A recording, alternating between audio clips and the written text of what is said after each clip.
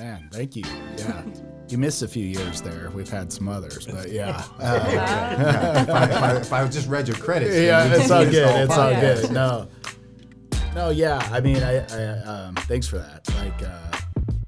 We are a CPA consulting firm. We're actually national footprint, so we have employees in 9 different states. We have 3 physical offices in California, Arizona, and Texas.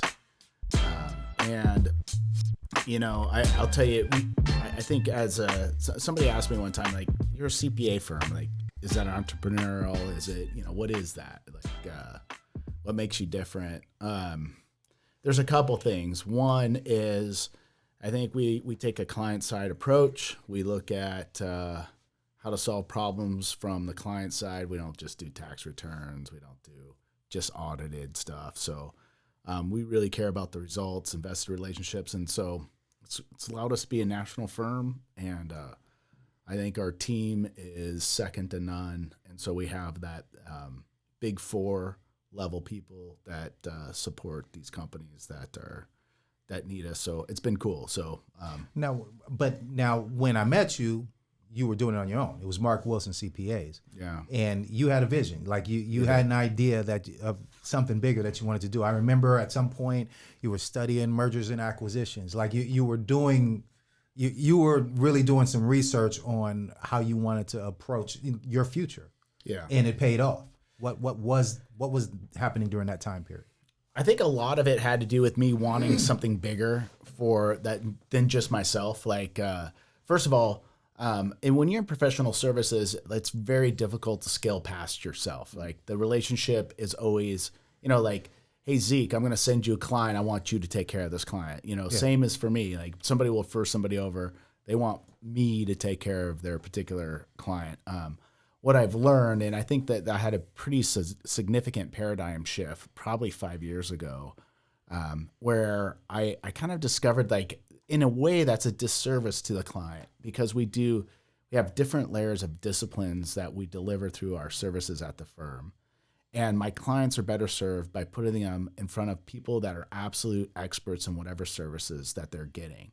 And I can't be a jack of all trades. So my job is to be a client advocate and make sure that we're delivering on what our core values are.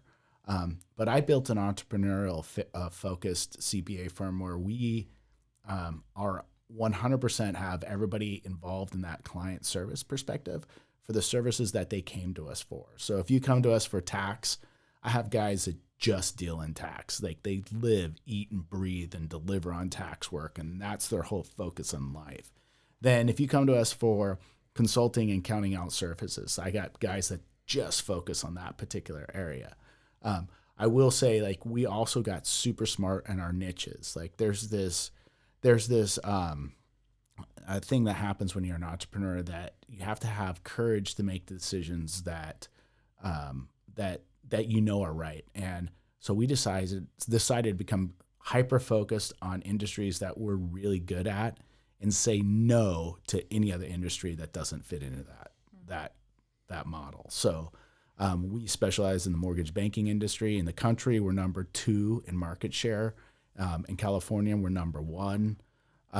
And we also do education. In California, we're number 2 right now. We're also in Arizona. We're quickly becoming close to number 1. We're number 2 there as well. Just say you're number 1. Yeah, well, we're not there. I want to be honest. He's a numbers guy. He's looking at the numbers. Yeah. It's one-ish. We're getting there.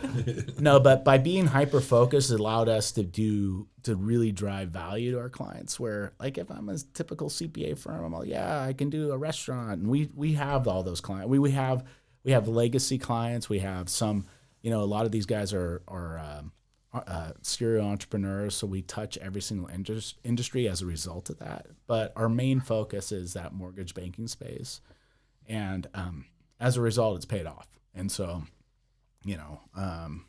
like what you read off, sometimes I get embarrassed. Like, fastest growing privately held company in the country, the top 100, and all that other stuff. It's been good.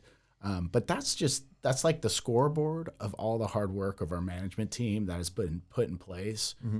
And my job is to build the management team and build the culture so we can deliver that particular result. So that's all I focus on. What gives you the confidence to know that you can do that for them, that you can build that? Like, you know, in order to build a team like that, you actually have to know that the decision you're making is right. The direction that you want to go is correct.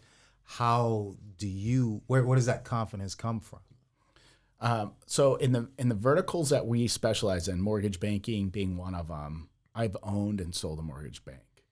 I know what it's like to be on their side of the table. Okay. I wish there was a firm like ours that would have been there to support us through the ups and downs of that type of industry. Nice. So we communicate that to our entire staff. Beautiful. Then I recruit people on our management team who share our same core values, invested relationships, see beyond, think outside the box, have an entrepreneur perspective, have a fun and positive environment. Like our core values is at the core of who we are. We only hire and fire based on those core values. Yeah. And the people that we recruit, we don't hire people that are like the management team are all industry experts. Like there's no slouches on our team. And they bought into the vision. They're bought into wanting to deliver a high level service to our client base. One more question on that, like from what we were talking about earlier, right? Your path.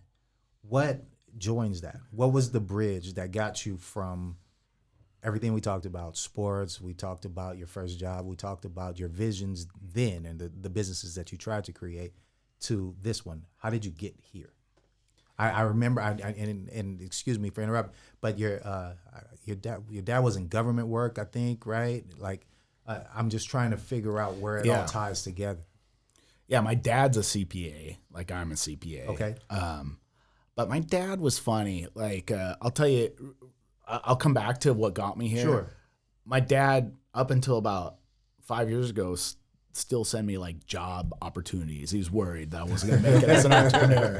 And I'm like, Dad, no, like it's a lot of money. I'm like, nah, it's not. You know, yeah. It's like, but and he's been a complete role model. But what got me to here is I own a mortgage company and the freaking market fell out of the planet. I owned a company when we had repurchase requests. I just got done visiting Lehman Brothers. We're selling them, I don't know, $35 million a month, something like that. And Goldman Sachs was getting another $30 million a month, and some of these other guys who completely backed out of the market. And I had personally guaranteed over $25 million of warehouse line capacity. So my personal wealth was on the line, and frankly, you know, the proverbial, you know what, was hitting the fan, and I had to figure out what I was going to do. At that time, I hadn't pulled any money out of the company for about 3 years, the mortgage company I owned. And I had a very difficult relationship with my partner at that time. And so looking back at that period of time, it was probably one of the worst parts of my life. It's from a professional perspective, but probably one of the most I learned from a professional perspective. I learned so much about how to deal with partners, how to deal with adversity, how to deal with, when things don't go right, what do you do? How do you act? And there was no firm like my firm is today to support me. If I had a firm like I do today, we would have made it through that. We would have survived. And we actually, that company kind of survived. We ended up building it back up. I was bought out of that firm, which was a blessing. I got to release all the liability that I had at that particular time. But I was at a huge personal loss. So then I entered back into I got to feed my family. Sure. I had 2 young kids and a wife and a house. Yeah. And so really out of necessity, I started building this firm because I tried to look for a job. I mean, my resume was CFO, founder. Like nobody really wanted to hire me, I don't think. There was not a lot of job opportunities for me, and I would have taken anything. And so I started building the firm, and I think we probably met pretty close to that period of time. Okay. And so I would take on any work I could get for any amount of money. It didn't matter, because back to what I said earlier, I learned how to hustle early, right? Yeah. whatever it took to hustle, whatever I had to do to feed my family, I was going to do it. That's the lesson. Yeah. And then I just had a bigger vision of what we could do. And so we identified our core values, created a vision statement, focused on that, built our management team around that. And I always tell people, your career isn't, there's no, you said something earlier, you're like, hey, you guys have made it, like as part of our introduction. Sure.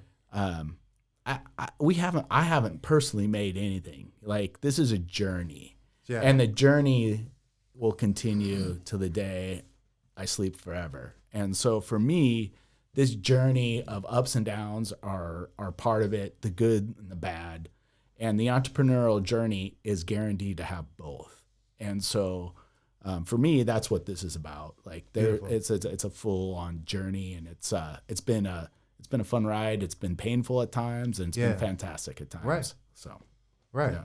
What bridged it from your early stages to now? I mean, what is, like, how did you get there? What's the decision? Tenacity. I mean, I would say, like, there's no substitute for tenacity. Mm-hmm. I'm not the smartest guy. Like, I will out. This Gallo shaking his head for it. He's like, I think he's nodding. Yes.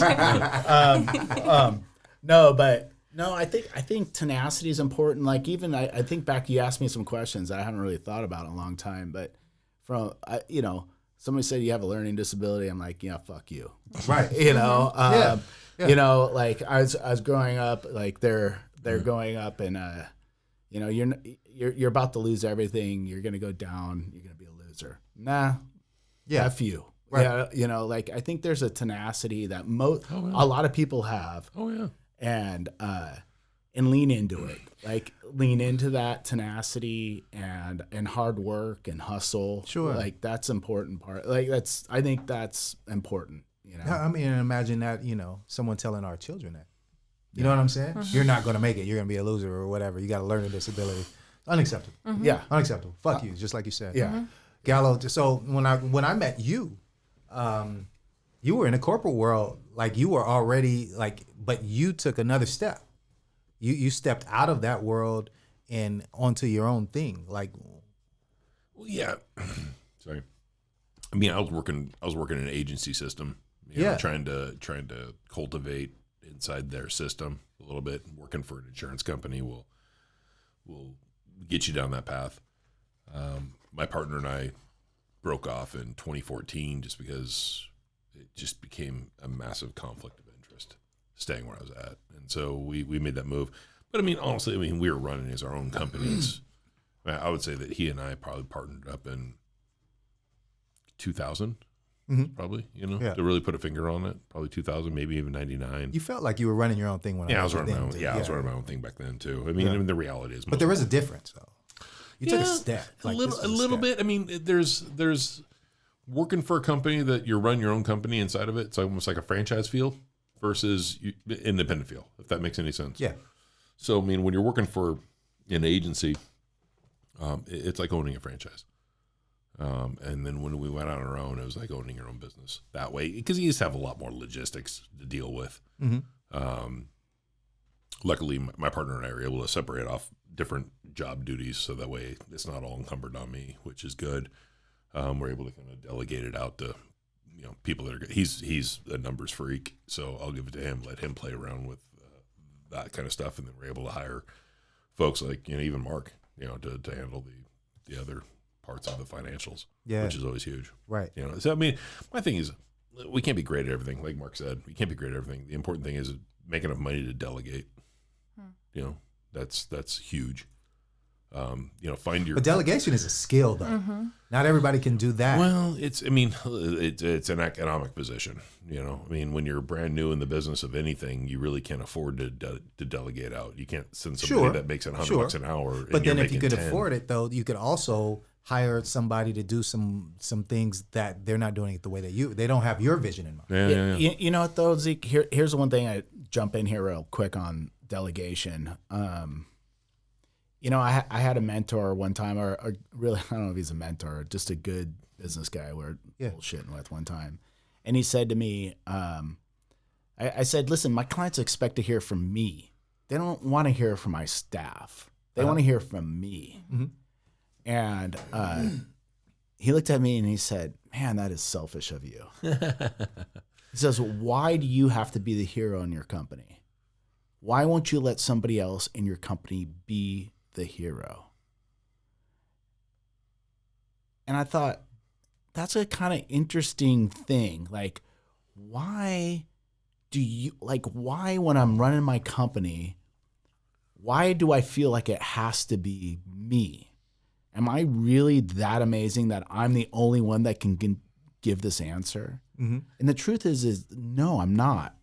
I can provide the vision. I can provide the framework of how I want those conversations to go. Mm-hmm. But why not let somebody else in my company be the hero? Like, you're not going to hear from Henry Ford when you buy a Ford. You're not going to hear from Henry. That's right. So I think the entrepreneurs who exist and have that mentality will never scale past themselves. Yeah, mm-hmm. especially in service industry. Yeah. So you have to be able to have the courage to scale past yourself by allowing other people in your company to be the hero. And that was huge. So go ahead. Sorry. I like that. This is valid. So you both work in a field that provides a service to people for things that they essentially don't want to do, right? Like I hire someone to do my taxes. I hire someone to take care of my finances because I know I'm not going to be good at it. I want to trust somebody else to do it. And every time I'm sending my numbers off to them, I'm thinking, man, they have to deal with that. But obviously you enjoy it. Yeah. So I'm curious, what's the most fun part, or how do you make it fun? What do you when you go home at the end of the day, you said, that was great. What I did today, I just feel so good about it. When I can retire somebody, if I pick somebody up and they're 10 or 15 years out from retirement, and then they come into the office and it's like, you're good to go. You can you can tell your boss what to do. And they look at you like, no, really? I'm like, yeah.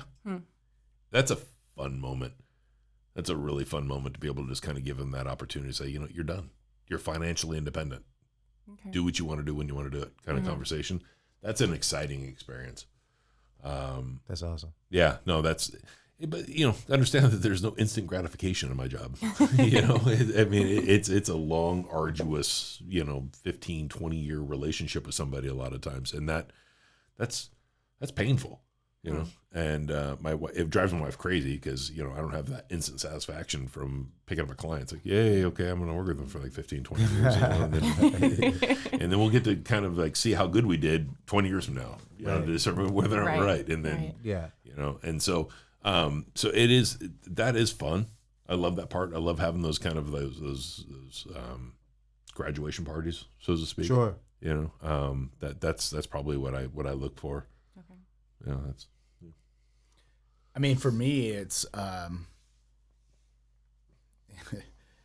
like there's pieces of it along the journey. Like, hey, you got a tax return. Yeah, you're right. That's like a commoditized thing, really. Like we do multi-state tax stuff and whatever. But I think for me is I can confidently tell you that every single one of our clients that becomes a client with us makes more money as a result. Like, we make sure that they keep more of their money, either from a tax perspective, or if they're in a consulting and accounting perspective, especially in the mortgage banking space, is they will make more money because they know us.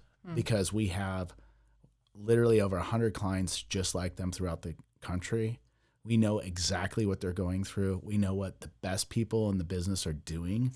And because we can tell them things that they don't know. They don't know what they don't know, but we do. And what that allows us to do is create amazing ripple effect in the economy, from like people making more money. There's it helps support families. People can buy more, like having a foundation of security by helping these companies is meaningful. It's more than just, I got my tax return done. I'm going to give you one extra though, because you do also kind of, and I've been through the process with your group, and you do kind of instill like, hey, no, you need to have these monies in reserve. Yeah. You do some CFO work from the stance of no, that's a huge part of our practice. and Probably so- 2/3 of it. Yeah, and so when you talk about okay, you're helping people along these lines, but you got to understand that also one of the things that your firm does bring to the table is adding that extra little piece of financial security that traditionally, most entrepreneurs they ride so close to the sun, Absolutely. and to be able to come back and say, no, pull this back. You need to maintain these. Hold on to that. Yeah, exactly. Yeah, we turn the equation around. It's like you have amount of money you make minus how much profit we're going to guarantee you make, and then you have how much is that you have available to spend. Yeah. Which is unlike most firms. It's like income minus expenses equals what you made. No, bull. That's crap. What you say is you have income. Let's guarantee you make 15%. Now you have 85% to spend for the rest of your company, and let's live in that world. We create a salary cap that's kind of around that. So, but anyway, so I think our clients make more money, and they can do. They get to realize what their dream ambition was, right? Like And that helps extend the relationship. It makes it helps you maintain a better relationship with your clients for long, and keeps your business going. There's longevity involved there. Yeah, absolutely. Yeah. Yeah. What? Yeah, it becomes an annuity from a business perspective, but more importantly, like we're making meaningful differences for our clients, right? Like that's that's what you're like, what pumps me up? That's it. Okay. I see it. Yeah. Yeah, and I know Meaningful differences. what's weird is like I had and I won't take up, but I had a call the other night, late night. One of my clients called me up, and he's been my client for 11 years. 10 o'clock at night, and I pick up the phone, I answer it, and he says, "Hey, Mark, I talked to you about something. Something's really bothering me." I said, "Okay, what's going on?" He says, I have an employee that's been with me for 9 years, and he stole a computer from me. I got him on camera. Now, this guy makes over $150,000 a year, which is way over the industry average for this job. And he says, I would have given this guy a computer 100 times over. Like, why? Like, he said, and he just wants to talk about it, right? So the relationships we build, like I'm the one he called at 10 o'clock at night. Yeah, because he should be calling me. Yeah, you're right. The insurance guy, right? No. He's going to get the write-off first. He's going to get the write-off. I actually think he is one of your clients, actually. but he called me, and just to kind of talk through it, so that's when I know like what we're doing is greater than ourselves. So That's beautiful. Yeah. Let's take him back to school. Going back to school. All right. So we have this little segment because I'm currently in classes learning hospitality, PR. My focus is in event planning. And so I'm taking all these strategies that instructors are given to me and asking you guys in the real world, does it work? So what I've got for you here, we've been talking about, the ever-changing market of trends. When you're approaching a client or talking to somebody, you have to keep up with what's going on right now. The internet is changing everything so fast. So with what you do, how often are you changing your strategy? Do you keep it the same? Like, obviously you're paying attention to economic trends and, what's going on there, but, how fast do things turn over? How fast do you have to keep up? It shouldn't change much unless, of course, the presidency changes, but I mean, it depends which component we're talking about. Exactly. There's so many different components. I mean, I would say from my business, I mean, I have gone from a full-fledged stockbroker all the way to now just a fee-only advisor. And I can tell you I worked my ass off to get the stockbroker license, and for me to drop it was it was a weird place, but I don't need it. I don't use it anymore. The market's changing, and I have to adjust that. From a marketing perspective, it's completely changed. Back in '97, it was easy for me to just grab the phone and, you smile and dial. We all remember those days of smiling and dialing. And you can't do that anymore. You can't do that anymore. It's now social media, and you have to have some sort of presence there and go through that. So it has adjusted. I'm now calculating out, do I adjust again, or do I just ride this out? From my own financial independence perspective, how much money, how much time, what do I want to put into this? to ride this out, or do I completely adjust for more growth? And I mean, I do believe if you're not growing, you're dying. So you have to, constantly adjust, but to what degree? I'm weighing that out now, and it's tough, but I do think you need to. Okay. It is something that you have to constantly. I mean, the market changes, and if you don't make these adjustments consistently, I did radio for 8 years, and it's just one of those things where at the time that was the thing to do, and now it's podcasts, it's. No one listens to radio anymore. Right. So, you have to adjust. You have to constantly go through those processes and social media ties yourself and influencers. And my kids tell me about it. It's fun. So. Yeah. I look at that from a couple different viewpoints. Like I look at that question from operationally, what's changing, marketing, what's changing, client expectation, what's changing. So, So for me, in all those areas, we're constantly paying attention to it. Like we have unlimited budget that we spend on technology, that we constantly have to stay up on that. We're, for the size of our firm, we have we have a marketing director that works for us. That's unusual for a CPA firm. Like we constantly are paying attention to that and the trends. AI, so artificial intelligence, like how do we approach an audit client and make sure that we're investing in the money and the technology so we stay competitive? It's critical.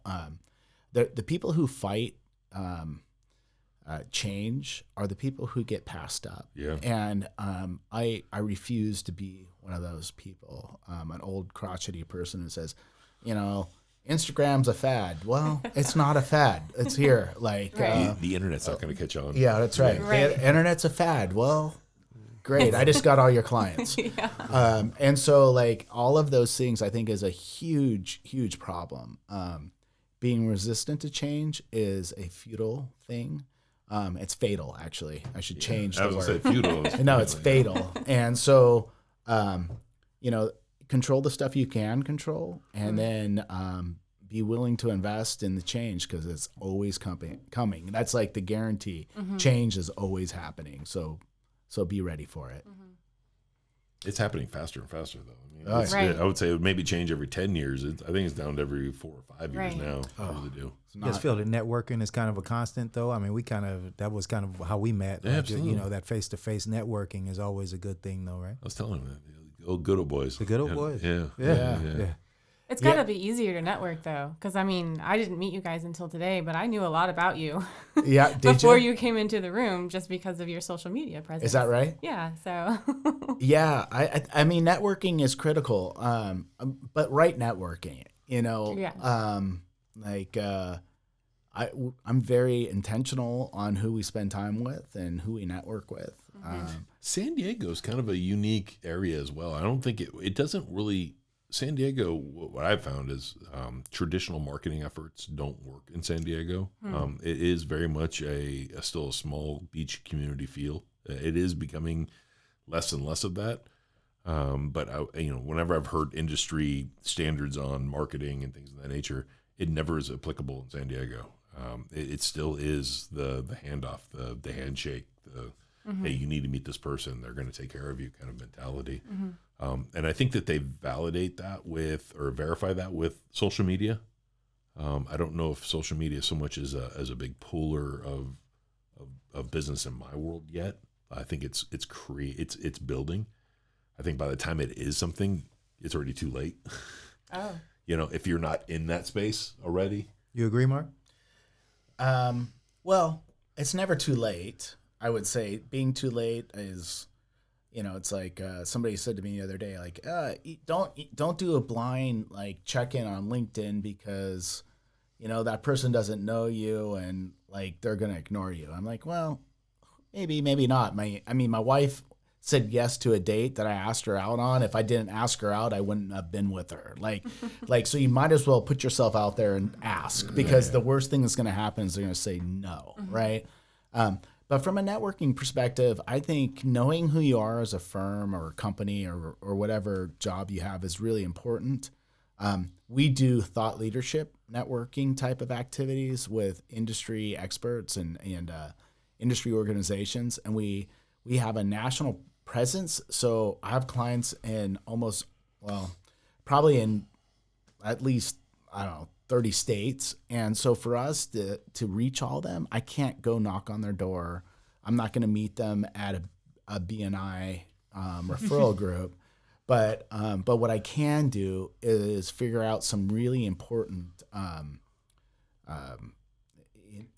continuing education or knowledge piece that will benefit them and give that to them and be able to be in front of them. So being invited to contribute to the Mortgage Banking Association or a particular, California Mortgage Banking Association or Texas, one of those. Like there's ways to network through those groups that are really targeted and smart and allow you to grow. So now, Mark or Gallo, I remember back in the day, you had like a business coach or something too, right? Like, did you ever find that to be useful, kind of pointing you in any direction?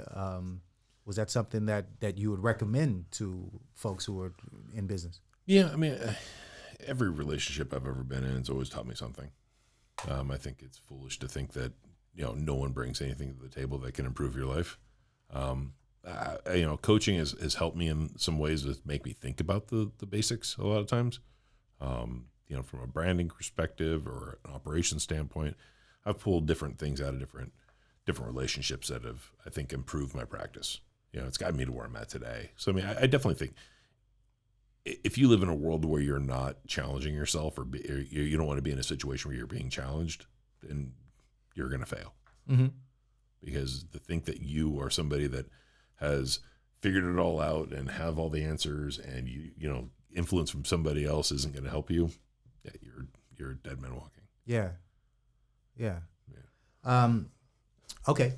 Different times, politically, economically, all these times change. And I think that you guys kind of, touched on it a little bit earlier, but, how do you deal with volatile times, in your line of work?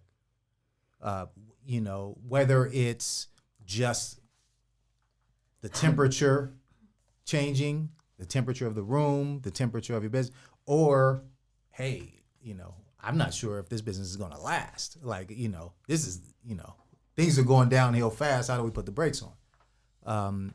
How do you manage that? How do you deal with that in your line of work? It's a pivot for us. I mean, obviously March was a disaster for my line of work. I mean, the stock market was down 25%. The good news is that we've been through these things before. My partner and I basically did a call and said, "Hey, this is our deal. We got to get back to the basics. We have to get back in front of the clients. We have to talk to them. We have to do these things." And it's just consistent outreach for us. Mm-hmm. I think that it's good that it's a pivot and not the boat is sinking. Yeah, no, it isn't. I mean, we've been through it before. See? So that's good, right? That's what 23, 24 years in the industry will do for you. Beautiful.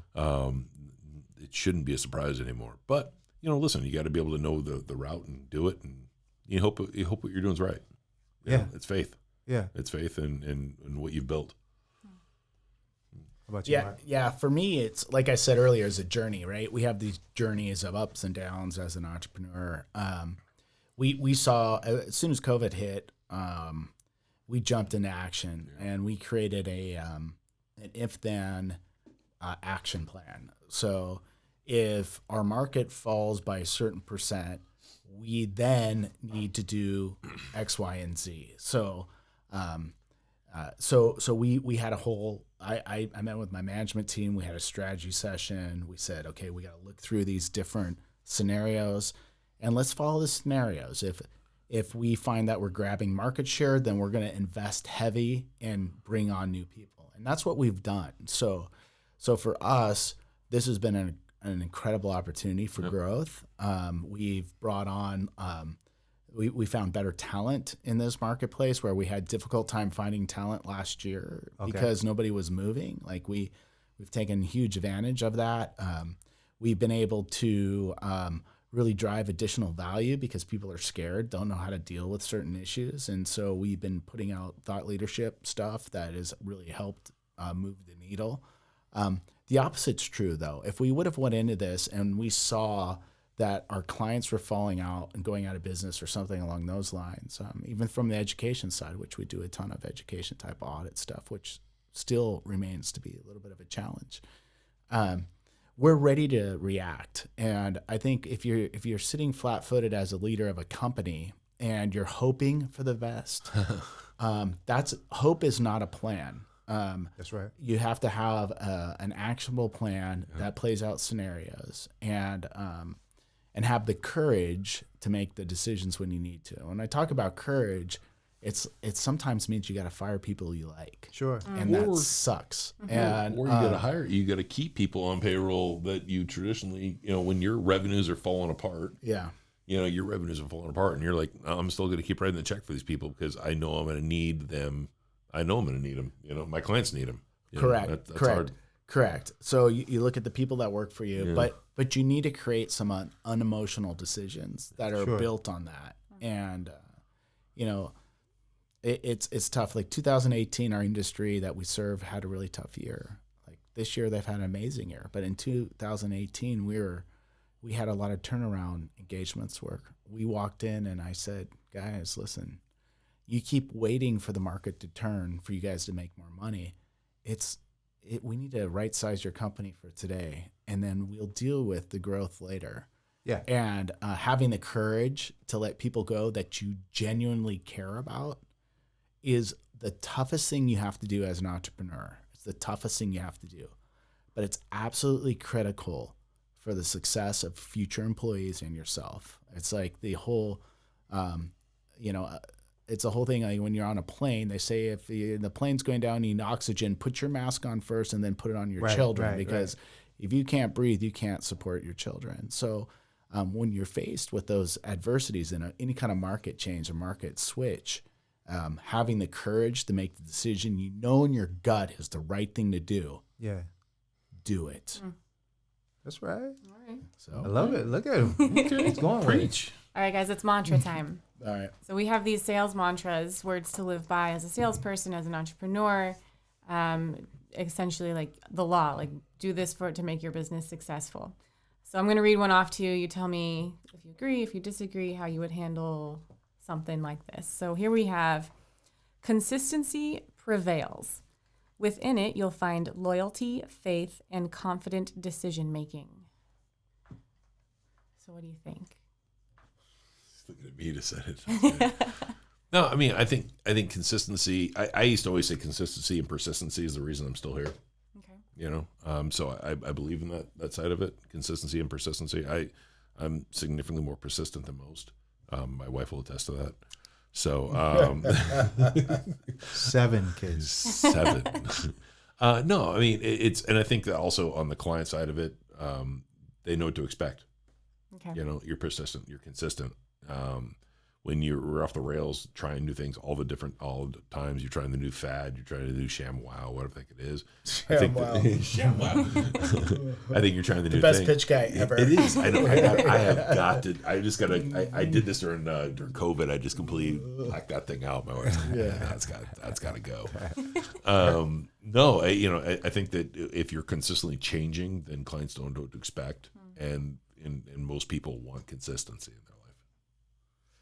Yeah, I think consistency is important to a certain level. I agree. Yeah. Like I think it's hard for me to be one way or another, and a lot of these things it depends. Like if you consistently suck, you should probably stop doing that. Like if you're persistent and you keep asking the person over and over again, and he's so annoying. Like I think it's important to keep reaching out to people that you think are want to talk to you. And one of my best relationships from a referral source was somebody who's super persistent, and I kept not taking the call, and I was an idiot. I should have took the call, and it turned out really good for me. So, but yeah, so I don't know. That's a short answer. Take that on to lessons for your younger self. We're gonna wind it down now, but we want you to kind of give lessons to the younger self, and with that, it kind of is giving lessons to our listeners, to the folks, to the young entrepreneurs who are the future you. You know, do you have any lessons that you've learned throughout this journey of yours that you would teach to your younger self? Yeah, I mean, there are a ton. I think if I was to get the most important one is be open-minded to continuous learning. Like, listen to podcasts like this. Join a peer group of people who are going through similar things that you are, and listen. You don't have to have all the answers. Like, it's okay to be the dumbest one in the room. Right. Listen and learn like that. I wish I would have done that a lot more. I also wish that I was more picky on the people I hung out with. Like, what are you saying? Well, no. Other than Gallo and Zeke. No, I do think that, you know, I'm a big believer in you become the average of the 5 people you hang out with the most. The average. So you're in the middle. Yeah. So you better have some people that are a lot smarter and done some things above you, and some people that you can feel fulfilled with helping lift them up. Yeah. But if you're hanging out with people who aren't going where you want to go, that's a waste of your time. And as a younger entrepreneur, I wish, and even as a person, like, I don't, like, even if you're just not an entrepreneur, you're just, you know, working with people and stuff like that. That's a really important lesson that I think my dad told me, and I discounted it. Like, yeah, no, this person's just fun. Like, I love the rage with this guy. Like, it's not, that's a really important thing. So those 2 things I think will take you pretty far. Like, always look for somebody that lifts you up, and people that are a negative part in your life, just get rid of them. Don't waste any time. Move on. So. Respect that. I love that. Down the same path. I mean, I think you need to find the people that you respect. You know, maybe, you know, I've seen people that have tried to emulate folks that are in our industry that are doing well. Or, you know, I look at my group of friends that I've had, and every one of them owned a home at 23, 24 years old. I mean, they're all motivated, and it made me want to rise up. And I agree 100% what you're saying about you are the sum, or you're the average of the 5 people you're around. Pick your friends wisely. You know, yeah. My wife likes to bring it the other way and say, if you lay with the dogs, you're gonna get the fleas. It's similar conversation. True. Yeah, similar conversation. You know, it's really you are who you're around. So pick who you're around wisely. What I like about that most, both of you guys' advice is really, as we're talking business, and we're talking to entrepreneurs and all, what you're really talking about is who you're surrounded with. Yeah. You're talking about your peer group. Yeah. Because if you have the right peer group, there are no ceilings. Yeah. You know, and so I appreciate that advice, because again, that takes it back to what this podcast is all about. It really breaks it down to the fact that we are talking to humans. We are humans. We're talking about humans. We're all just people. We're not successful because we're better than you. We are successful because of the advice that you guys are giving. We have followed this path, and we're getting somewhere because of that. That's awesome, man. I like it. Thank you guys. Thank you. No, really appreciate thanks you for guys. having me, man. Yeah, it's been really. fun. Let's anything else you guys want to say about your businesses in particular before we get all your contact info. Let's get all the contact info out there. Listen. All right.